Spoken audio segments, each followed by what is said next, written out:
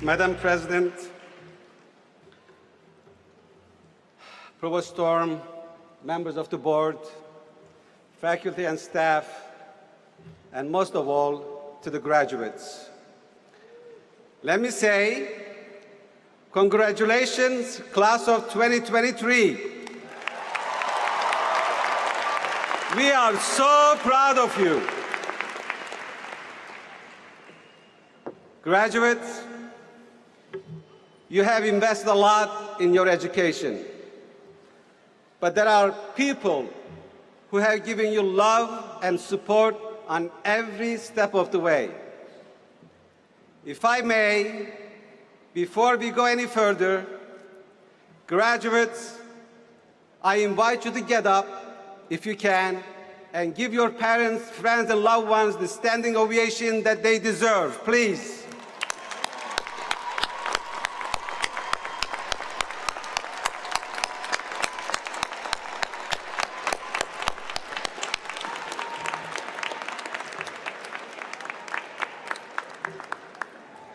It is such an honor to be here with you today. And being doctor is very heavy. I expect everyone to call me doctor going forward. It took me 29 years to graduate from Adelphi. You should be proud. It took you only 4 years.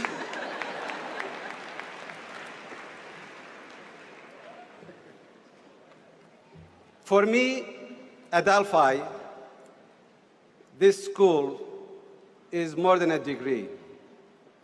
Adelphi is my Ellis Island.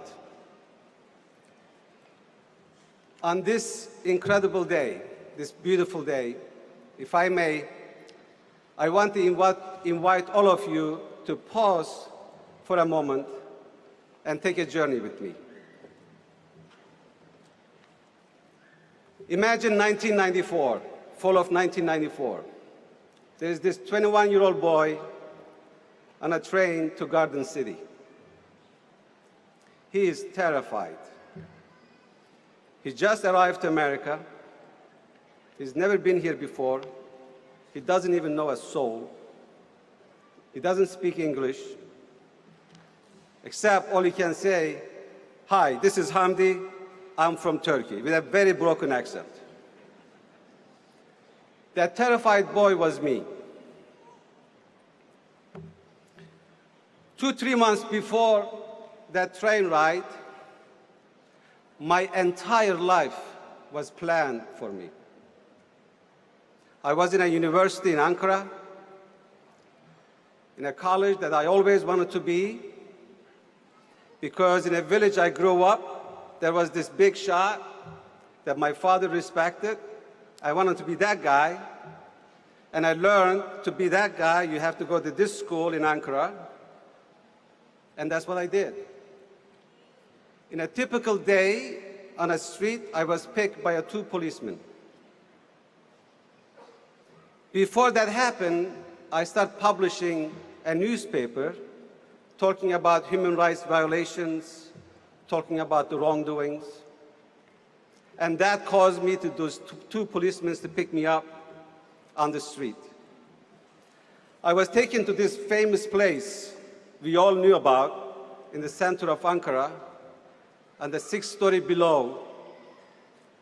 And we knew the horrible stories that the people who went to that place. I was scared out of my mind. I didn't know if I was going to make out of that police station. They questioned me for hours and hours and hours. They made me sign a paper that I was against the state and I was doing wrong things. They were all lies, of course.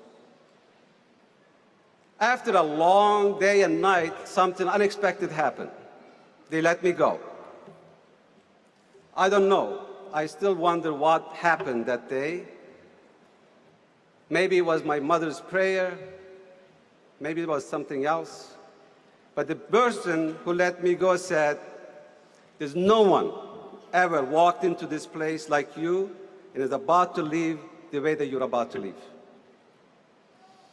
At that moment, I knew my life was never going to be the same again. I went to my brother's store. I was talking to some friends, and I said, I have to get out of here. All I knew, people I knew, went to Europe. So I was talking about how to go to Europe, and there was this strange guy who I knew who would shop in my brother's store, would never talk, and he heard me talking to my friends and said, I'm going to Europe. He says, don't be stupid, go to America. I look at the guy, I said, wow, you talk. And the first thing you say is to go to America. I said, I would never go to America. That's a capitalistic country. He said, you have no idea what you're talking about.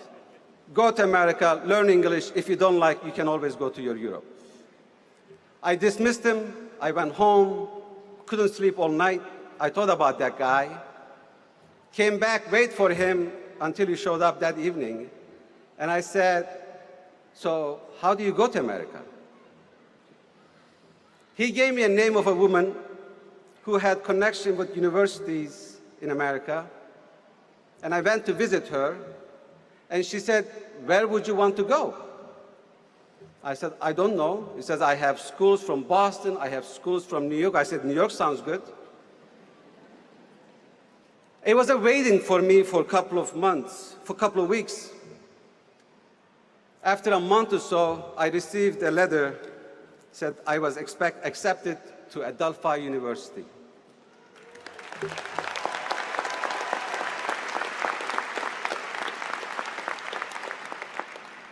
Every day is passing by. For me, is staying alive or dead. I don't know if I'm going to be picked up at any moment. Went home, said goodbye to my mother.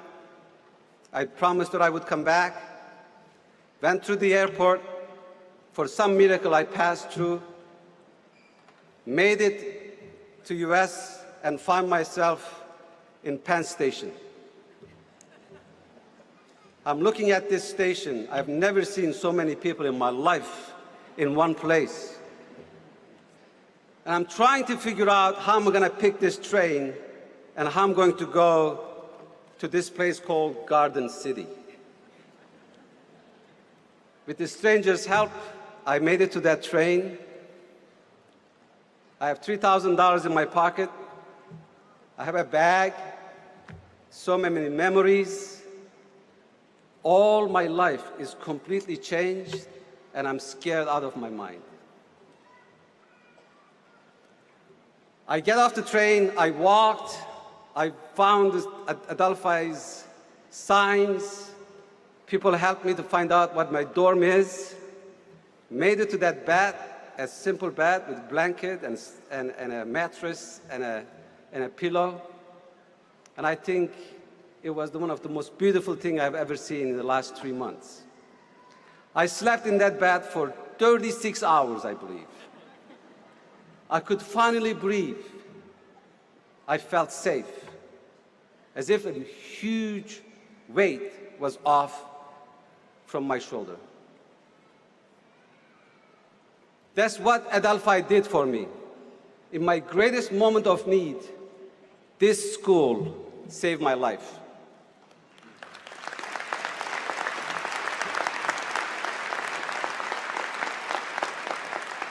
I wanted to come here today to share 2 simple words from my heart. Thank you. Thank you, Adelphi, for giving this Kurd from Turkey a chance to change his life.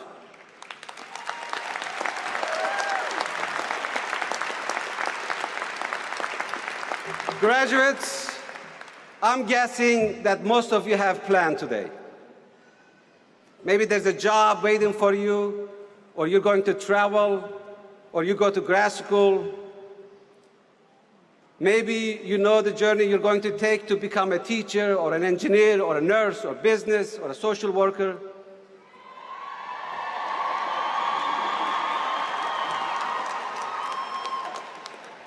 Plans are important. As all your parents know well, plans ground us and guide us. I hope, graduates, your plan goes according to the way. Your journey never gets disrupted. They can carry you forward in the most beautiful and profound way. That would be great. But there is also a pretty good chance that something will get on your way that causes your plan to change. Before I get picked up by those two police, I not only have plans, my plans had plans. But then everything went away overnight. I came to Adelphi, but I only had money for 2 months. Then I had to leave. I'm guessing someone you love also have similar experiences. Maybe it was a war that changed their plans, or a birth of a child. Maybe it was a layoff or an illness, or simply change of heart. Most of us have a version of the same story. Life happens and forces you to change. But here's what I have learned. When your life gets disrupted, you might not have control over what happens to you, but you have complete control over how you react to it and what you do about it.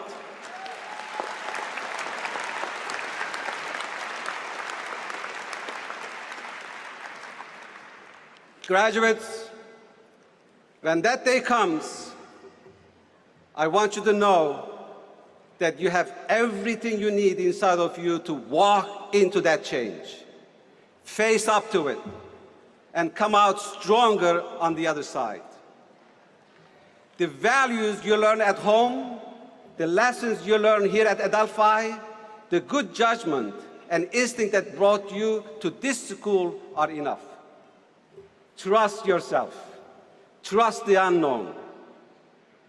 If you have no idea what comes next, as my favorite poet Rumi once wrote, walk the way and the way will appear.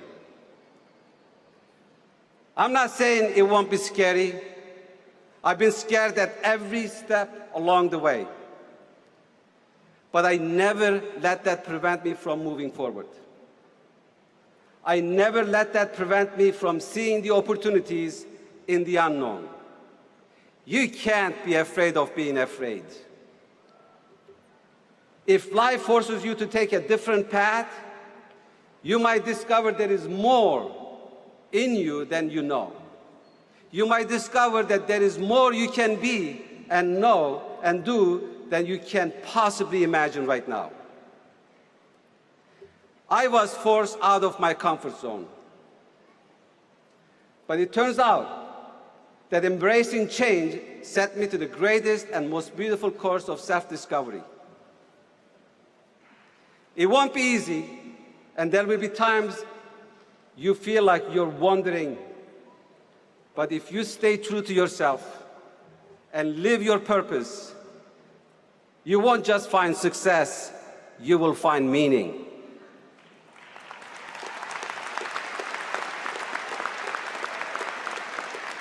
And that's exactly what happened to me, and it will happen to you too. You know, this morning, like many of you, I couldn't sleep all night. I was nervous coming here. This morning, I got up, made breakfast for my daughter, my son, took my son to school. We made plans. We will see his older brother later this afternoon. Get a bagel with cream cheese, famous from New York. Went to Penn Station, the same station I went 29 years ago. And I took the same train. As I walk into the train, standing by the window, looked into the car, all these people sitting, I was wondering how many of them had Chobani yogurt this morning.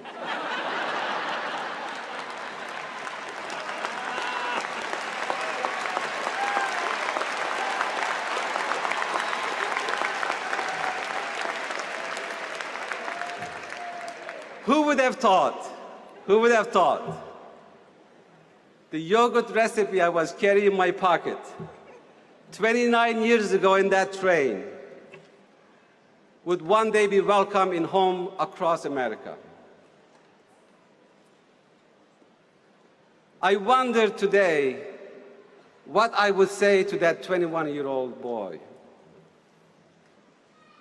I'd probably say, you were right. You were right to leave Turkey when you did.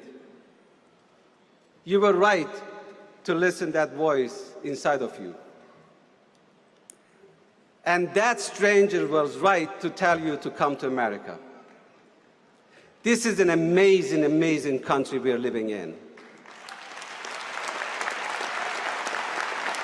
There is magic in this soil here.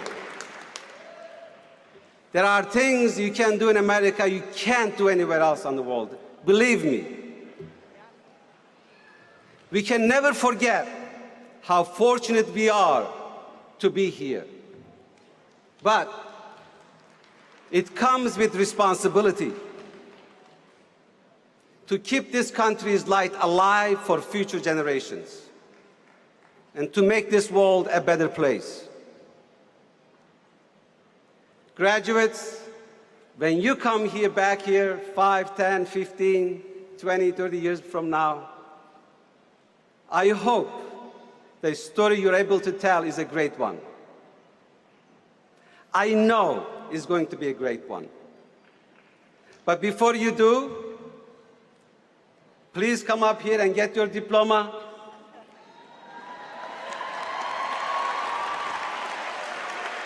Celebrate this moment with your friends and family, and make sure to hug your mom, and maybe sleep for the next 36 hours. And when you wake up, trust yourself. Everything you need, you have it. And start walking the way. That way magically will appear. God bless you all. Congratulations.